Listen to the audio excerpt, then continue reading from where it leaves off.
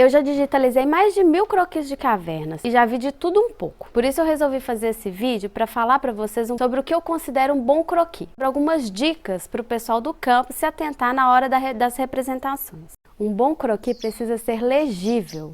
Não adianta a gente tentar ilustrar tudo que a gente vê na caverna, porque nós temos que otimizar o nosso desenho. Uma dica são as anotações extras. Assim, na hora de digitalizar, a gente pode acrescentar isso no croquis. Um bom croquis também precisa ser fiel às dimensões e morfologias da caverna. Se for necessário, peça medidas extras. Uma pessoa ela precisa ver o seu croquis e conseguir se imaginar andando pela caverna, entender o caminho e as suas ilustrações. As bases topográficas precisam estar bem distribuídas e legíveis. Os cortes e os perfis também, por favor, não façam perfis em curvas, eles devem ser mais retilíneos. Eles passam uma mensagem, uma imagem de como a caverna realmente é.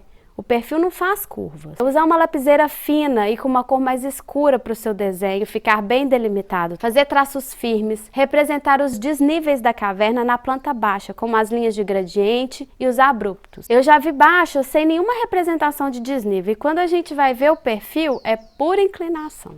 Os blocos estruturais, aqueles que estão ligados entre o teto e o chão, eles também precisam ser destacados com uma legenda diferente, porque eles podem influenciar na hora da gente medir essa caverna depois. Anotar a escala no croquis, as coordenadas, o norte, o nome da caverna em todas as folhas. Fazer um traço em um dos quadrados do papel milimetrado também ajuda, porque muitas vezes no croquis escaneado o milimetrado não aparece bem. Quando você faz esse traço, facilita a nossa vida na hora de definir a escala do croquis. Evitar sobrepor ilustrações. Isso confunde demais. Já recebi muito croquis que nem o desenhista sabia explicar o que ele estava tentando representar. Marcar na baixa os cortes e os perfis que foram desenhados, de preferência em campo, porque fazendo isso, os responsáveis pelos desenhos conseguem visualizar e corrigir possíveis divergências de tamanho ou representação. Direto eu me deparo com esse problema, por exemplo, um corte em T0 que deveria ter 2 metros de acordo com a planta baixa,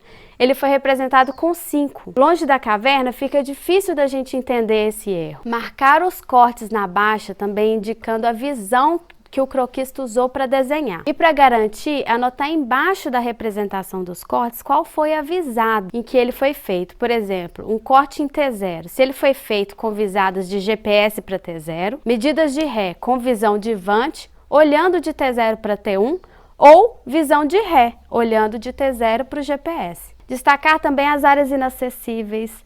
Não se esquecer da linha d'água, parece óbvio, mas eu já recebi muito mapa sem linha d'água. Marcar o lugar que você julgou como ponto zero e tentar fazer o corte da entrada dentro dele. Delimitar bem o contorno dos espelhotemas e dos blocos abatidos. Isso vai evitar confusão na hora da digitalização. Em caso de ter água na caverna, ilustrar se foi possível ou não estimar a profundidade dela.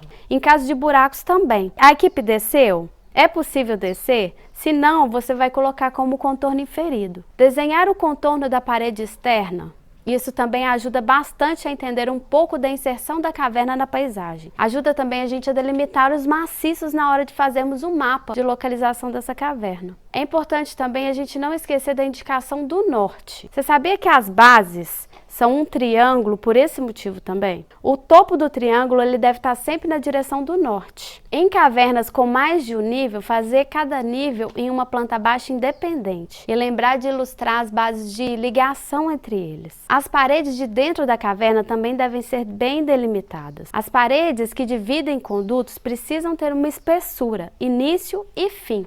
Não adianta fazer um traço, porque depois como que eu vou fazer para descontar isso na espelhometria? Não dá, né? E se você precisar criar alguma legenda nova, não se esqueça de indicar o significado dela. A letra de quem preenche a planilha topográfica precisa ser legível, porque nós vamos precisar dela depois para gerar a nossa linha de trena e auxiliar na digitalização. O nome da equipe também precisa estar legível. Coloque o nome da maneira que você quer que ele vá para o croquis. Os apelidos não vão identificar os responsáveis pela caverna e atrapalha o trabalho de quem está no escritório. A não ser que você prefira ser chamado e identificado no trabalho oficial como, sei lá,